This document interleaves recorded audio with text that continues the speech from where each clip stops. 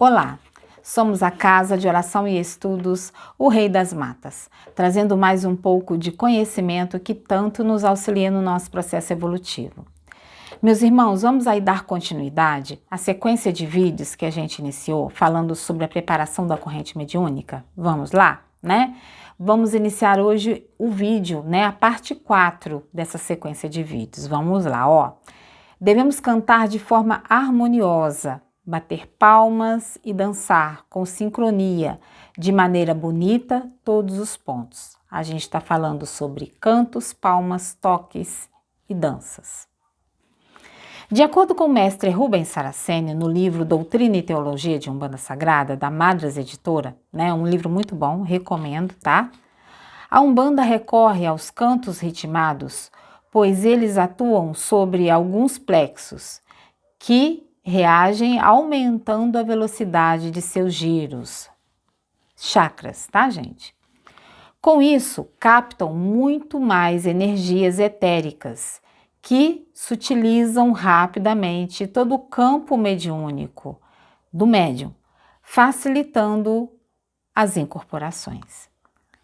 As palmas cadenciadas e ritmadas criam um amplo campo sonoro, cujas vibrações alcançam o centro da percepção localizado no mental do médium, predispondo-o a vibrar ordenadamente, facilitando o trabalho de reajustamento de seus padrões magnéticos, né? Então aí o guia tem mais facilidade, né, para poder estar aí auxiliando, né, o médium nesse processo de incorporação, tá?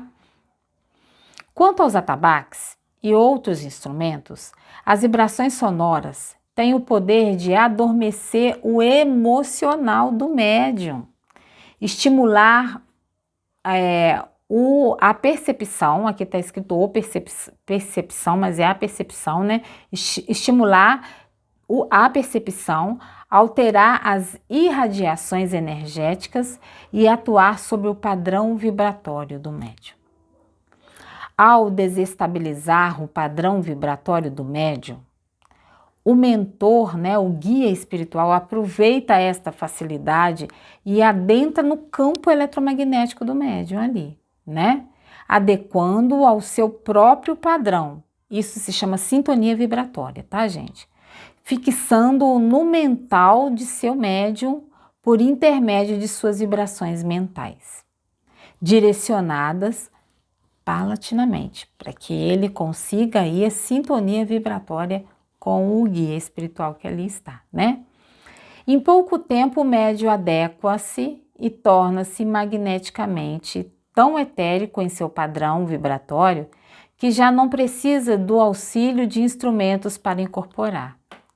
Basta colocar-se em sintonia mental com quem irá incorporar para que o fenômeno ocorra.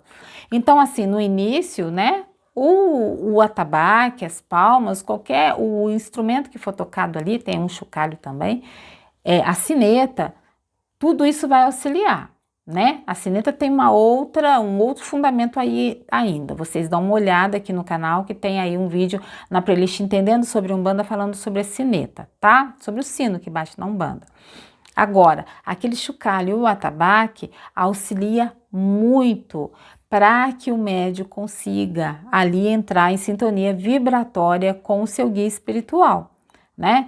Depois que acontece esses primeiros momentos, né, esse período aí inicial do desenvolvimento mediúnico, porque eu acredito que desenvolvimento mediúnico é para a vida toda, porque a vida toda pode aparecer um espírito que vai se familiarizar com o pai de santo, a mãe de santo, e aí vai precisar aí ter esse trabalho de afinização, né? Ele vai se aproximar para começar a trabalhar, vai precisar ter esse trabalho de afinização, né?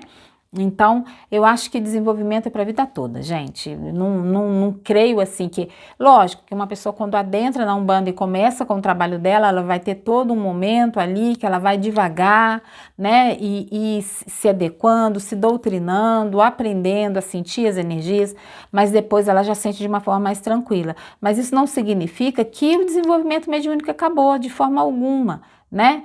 Toda vez, né, que um guia espiritual novo vai se aproximar de um médium, por mais que esse médium já tenha anos de trabalho, vai ter que ter uma adequação espiritual ali, de afinidade perispiritual, tá? Nessa sintonia no campo eletromagnético do médium, tá bom? Então vamos lá, vamos continuar, ó. A Umbanda recorre às danças rituais, pois durante o transcorrer dos trabalhos, os médios se desligam de tudo e concentram-se intensamente numa ação em que o movimento cadenciado facilita a incorporação do seu guia espiritual. Ele se desliga de tudo do lado de fora, tá, gente? Não é que ele vai apagar ali, não, porque nem todo médio tem aí esse desligamento. Eu fiz um vídeo aí que entrou no canal ontem falando sobre isso, né? Que não existe aí mais ali, propriamente dito, essa mediunidade totalmente inconsciente, né? Sempre alguma coisa fica na mente do médium, porque o espírito, ele utiliza o médium, a mente do médium, o mental do médium, né? Para que aconteça a comunicação, tá bom? Então, assim, isso independe se é no espiritismo, se é na Umbanda, se é no candomblé, isso é utilizado, tá, gente? Então, sempre alguma noção, alguma coisa, algum aprendizado fica, porque senão, para que só ter a incorporação, você ser uma marionete e você não ter nenhum aprendizado com isso, né? Sempre tem algum aprendizado, tá? Então, aqui não está querendo dizer que ele desliga, tá? Mas ele se desliga dos problemas, das situações de fora do terreiro, de fora do barracão, tá? Então, olha, nas giras, as danças, que são danças rituais, né? As vibrações médium, mentor, se interpenetram de tal forma que o espírito do médium fica adormecido, já que é paralisado momentaneamente. Ele fica adormecido, ele não consegue ter controle total ali do corpo. É esse tipo de adormecimento. Agora, pode existir ainda alguém com mediunidade inconsciente? Pode, mas é raro. É raro, porque não tem mais essa necessidade e isso não auxilia ninguém na sua evolução espiritual. Ser um médium inconsciente não auxilia nada a evolução espiritual, tá, gente? Então, assim, é necessário que a gente abra a mente para isso, né? A espiritualidade, além de tudo, o primeiro a aprender com aquele atendimento, com aquela incorporação, é o médium. O médium é o primeiro a aprender, né? Se fosse assim só para o guia espiritual, não teria porquê, porque a espiritualidade pode conversar com qualquer pessoa durante o desdobramento do sono, né? Então é necessário que o médium aprenda, é necessário que o médium evolua. Então, cada lição passada num atendimento dentro do terreiro de Umbanda, em primeiro lugar, o ouvido mais próximo que escuta é o do médium. É o ouvido mais próximo que escuta. Então, portanto, a primeira lição vem para o médium, né?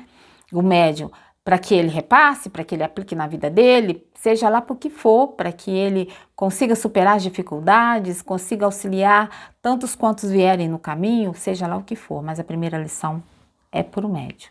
São 2 ouvidos, 2, a página tá virando aqui, gente.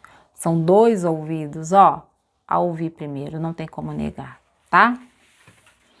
Então, olha, os médiuns, no princípio, sentem tonturas ou enjoos. Alguns sentem alguns tipos de tontura, né? Isso é normal. Alguns sentem até enjoo, né? Por essa questão de afinização.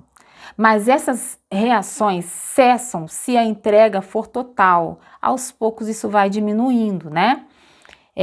Agora, depende também da incorporação, tá, gente? Depende da incorporação, depende do guia espiritual que você está incorporando.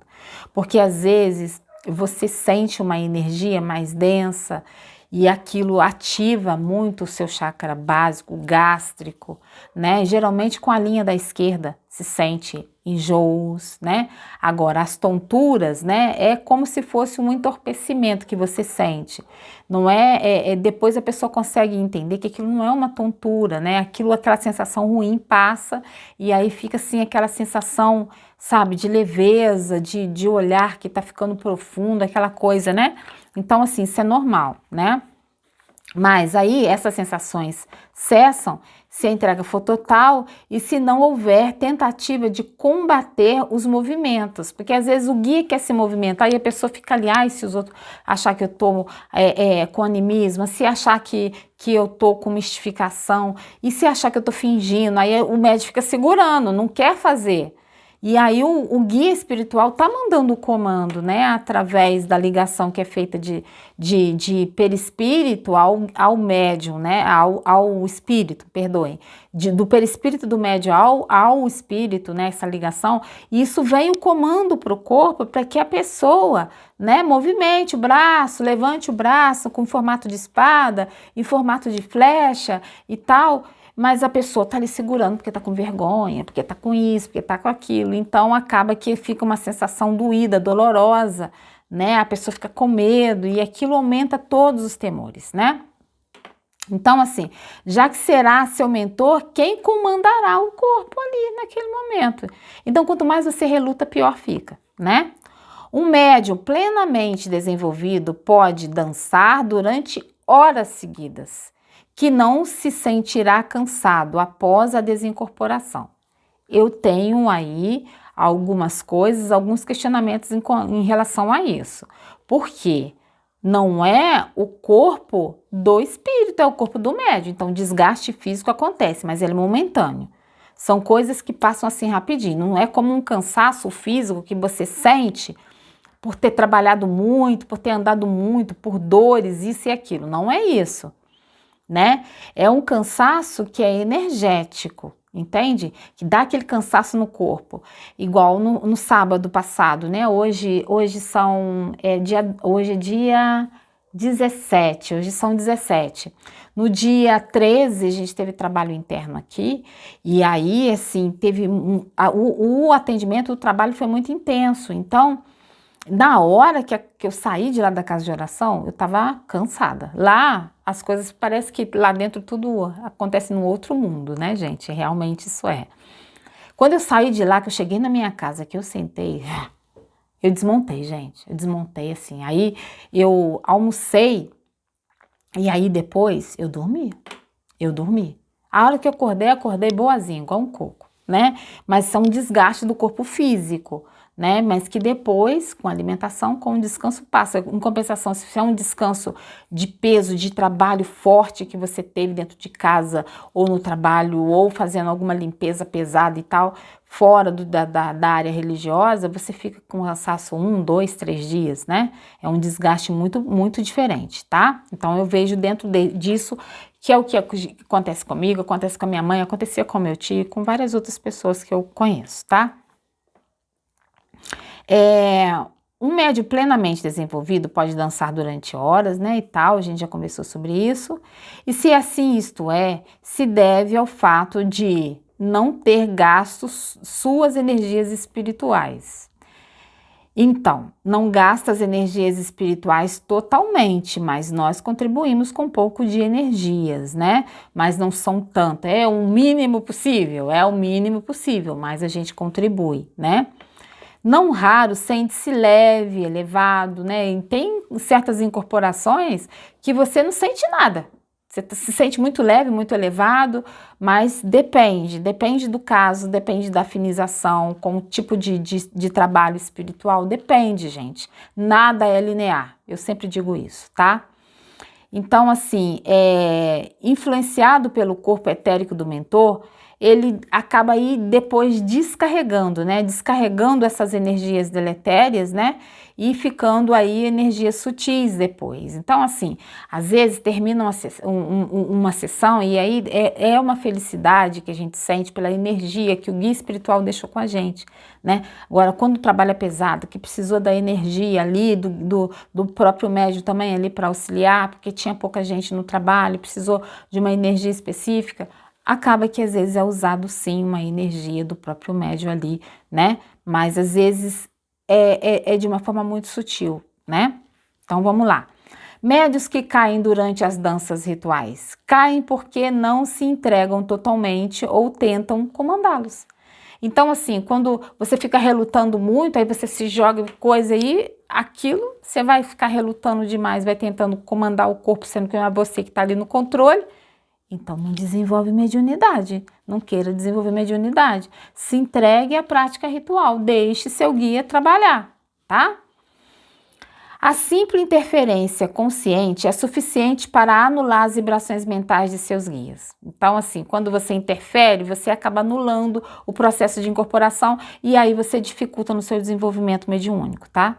Ou enfraquece, né? Então, o que acontece? A afinização não vai acontecendo, porque você está interferindo, né? Desequilibrando toda a dança. Às vezes desequilibra tudo ali na hora, porque o médium interferiu, né? Já que assume seu padrão vibratório e desarmoniza-se com o seu guia incorporante. E aí acaba caindo, acaba se machucando, né? Machucando alguém. Então, assim, se entrega ao trabalho, se entrega no seu desenvolvimento mediúnico. Deixe seu guia ditar o que ele quer, os movimentos, sabe? Deixe ele fazer os movimentos, levantar braço, perna. Deixe seu guia trabalhar, deixe ele se sintonizar com você, para que você tenha aí um desenvolvimento mediúnico satisfatório e que você, junto com seu guia espiritual, possa praticar o amor e a caridade aí, né? E aí, ao sair do templo, como faz ao sair do templo? Vamos conversar sobre isso, ó. Saudar o altar, saudar o gongá, aqui na casa chamamos de gongá, tá? Em alguns lugares falam congá, né? Outros falam altar. Aqui na casa, saudar o gongá, né? Sair de frente para o gongá, depois cruzar entradas, né? Pedir licença em todos os pontos de força que ao entrar pediu licença, agora ao sair você vai pedindo licença a todos eles, ó. Saudar o altar, saudar o gongá, ao sair pedir licença aos senhores Exu, senhoras pombagiras, guardiões e guardiãs, para que possa se retirar, agradecendo a proteção recebida em mais um trabalho realizado em nome do nosso Divino Pai Criador, Zambi Maior, Olorum, seja lá como é dito aí na sua banda, na sua casa de axé, né? Então é isso, gente, falamos aí sobre a preparação da corrente mediúnica. É dessa forma, né, que Rubens Saraceni trouxe, e eu trouxe um pouco da mescla como é aqui na casa de oração, aqui na nossa vertente de Umbanda, tá? Volto a dizer que a nossa vertente é de Umbanda raiz, mas estudamos a Umbanda sagrada porque traz muitos conhecimentos valiosíssimos pra gente, assim como a gente também estuda o espiritismo, né? Traz muitos conceitos aí do espiritismo para se juntar dentro da Umbanda, né? Não existe religião que seja aquela que vai imperar no futuro. Existe a junção de todos no plano espiritual. Então é isso. Encerramos aqui essa sequência de vídeos sobre a nossa corrente, preparo para a corrente mediúnica. Meu saravá fraterno a todos, que Pai Oxóssi nos abençoe, Mãe Ansã nos direcione. Deixe seu comentário aí, que eu, se tiver dúvidas e perguntas eu trago aí para vocês, talvez num próximo vídeo, tá certo? Axé!